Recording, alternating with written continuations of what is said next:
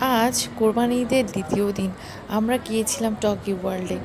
আইদা, আদিয়াত এবং তাসিমকে নিয়ে আমি গিয়েছিলাম টকি ওয়ার্ল্ডের নবম তলায়।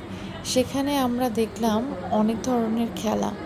আমার বোটের ব্যাপারটা খুবই মজা লেগেছে। আইদাকে আমি বললাম, তুমি কি বোটে উঠবে? ও দেখলাম খুব মজা পাচ্ছে। মজা পেয়ে একসময় আমাকে বলল যে, মা, এই বোটটাতে মানুষ কিভাবে যেন কন্টিনিউয়াস বোট মুভমেন্ট করছে।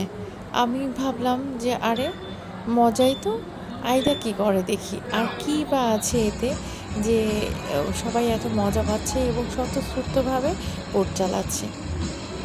টিকিট কেটে আইদার জন্য উঠে গেলাম। আমি প্রথমে বুঝতে পারিনি কোথা থেকে শব্দ আসছে।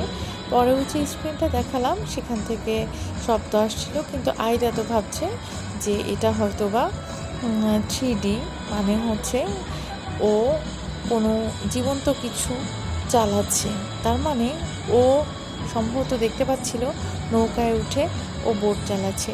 ও খুবই এক্সাইটেড হয়ে গেছিলো, চালাচ্ছিল, আর আমরাও এর মধ্যে ভিডিও করছিলাম।